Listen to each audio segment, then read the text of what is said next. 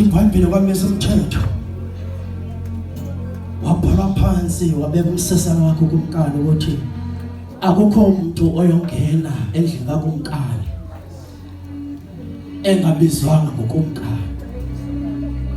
uMordekai bengaphandle ezivile zonke indaba ezenzekayo ngoba sino Yesu ome emnyango oqoqozayo owazi zonke izinto ezenzekayo ngaphakathi kodwa abe eme emnyango.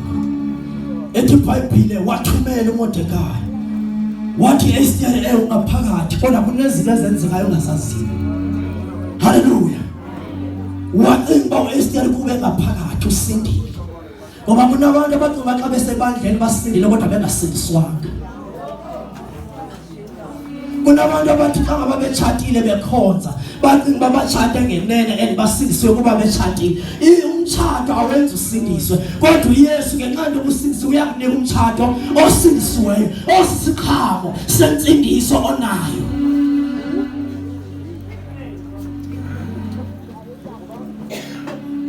Hallelujah.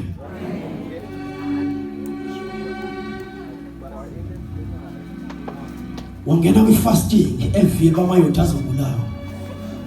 Wathi ndiyacela xelana uMordekai nawo wonke amayodwa angene fasting angaseli angadli insuku ezintathu. Nam nempela sizami zokwenza njalo. Ngelanga lesithathu ngizwama ndiyobona ukumkani. uKristu wahlala insuku ezingapha eGcwabeni kodwa ngelesithathu wathi haleluya haleluya.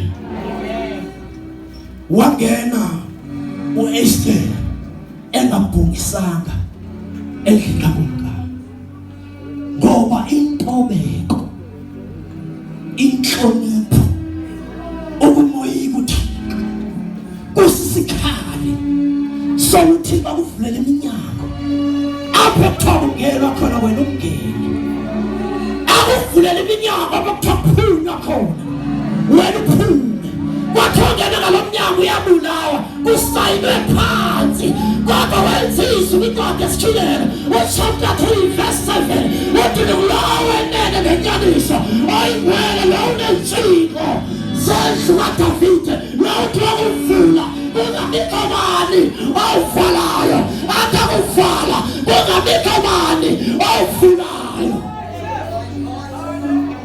Wambathiswa Esther wathi ndiyaya impeleze emva amakhapha emva bonke abantu emva kodwa umoya oyingcwele azombathise.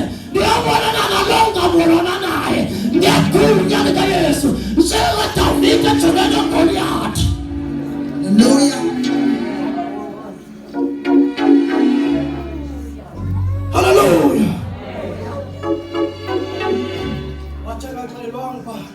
Wayilahla uVashiti ovela uEsther wenza into kakhulu manje kuVashiti wamodela phambi kwamoyingcwele elithi lenkosi kuye osinwelelayo elithi lawo igazi lenkosi waxazwa ikhusela apho besingakwazi ungena khona ngenxa yekhusela legazi lenkosi uYesu Kristu. Ngenxa yegazi lenkosi uYesu Kristu laxazuka ikhusela.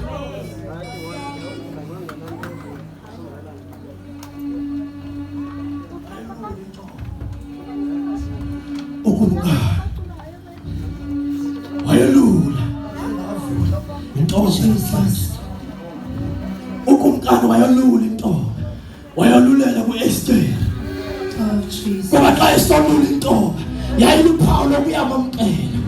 Haleluya. Wambuza wathi Nkosazana ndikwenzele ntoni? Intoni oyicelayo? Noma ungacela besiqingatha sobukumkani bam ndizokunika. Funa ngantoni oyifunayo ndizokwenzela. Ngoba uthobekile kuThixo unelungelo likaJohn 14 athi uzocela ngantoni nosuku uyithanda uma uyicela egameni lami ndizokwenzela. Haleluya.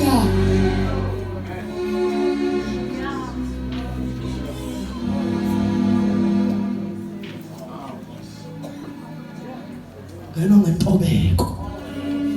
Amen. Uthi nginobulali ngithobekile ngenhliziyo ngizela kade umsindo.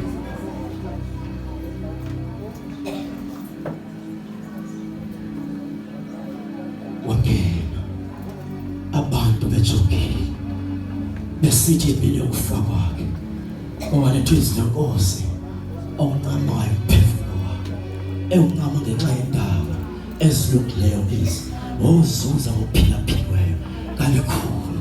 Haleluya. Awunqamayo umzalwane wakhe ngenxa yendaba ezilungileyo wozuza ngokuphilaphiweyo kalikhulu. Wathi banyafa kodwa nife kodwa ngiyofela enyanisweni. Let us meet again now.